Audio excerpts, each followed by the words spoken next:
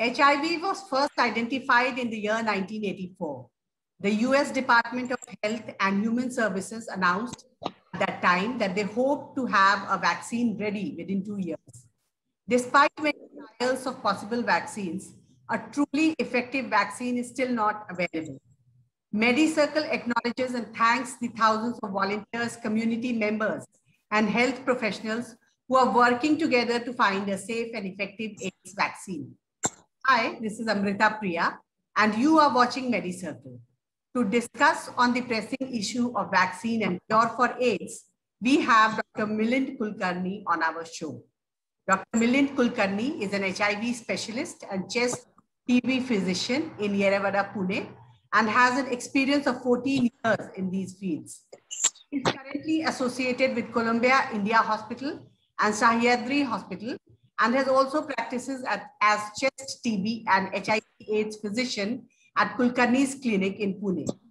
During his career, he has played several significant roles like chief consultant, senior medical officer, and senior clinician at NARI, National AIDS Research Institute, Pune, and has also gained experience in procedures in the field of chest and TB. He has been awarded with scholarships from European AIDS Clinical Society. He has also attended and participated in a number of conferences on HIV medicine. Welcome, Dr. Kulkarni, to MediCircle. Yeah, thank you, Amrita, for your kind introduction. Okay. So, Dr. Kulkarni, to begin with, how important is the body's immune system to AIDS? Basically, as you said, like HIV has been first invented in 1981 in US, and then for the first time in India, we got a case in 1986 in Chennai.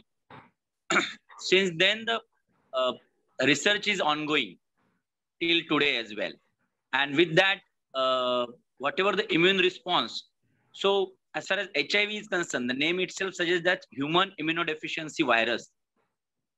This infects white blood cells in the body's immune system, that is called as a T helper cells, or also called as a CD4 cells. Okay. This HIV life cycle refers to the different steps taken by the virus to make its copies by itself. Okay, you can say virions or multiple copies of virus per se. First, the virus attaches itself to the T helper cells, and then it fuses with it and takes control of its DNA. So it utilizes the DNA infrastructure of the host, which he got, which he is the virus got entered, and then creates copies of itself and releases more HIV into the blood of that particular host.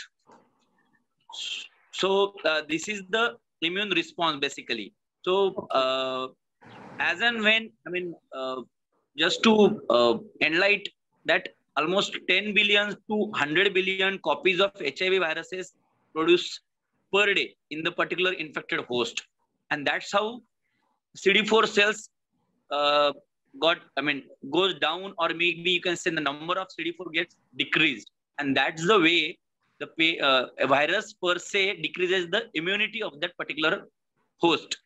And slowly, due to decrease in the immunity, patient or that particular host is going to be prone for opportunistic infections. And likewise, slowly, whenever year and year, CD4 cells goes down and the host gets prone to different kind of infections like TB, or maybe meningitis, or maybe kind of PCP pneumonia, rest of the other, like what we call it as a acquired immunodeficiency syndrome. It's a syndrome of multiple symptoms together.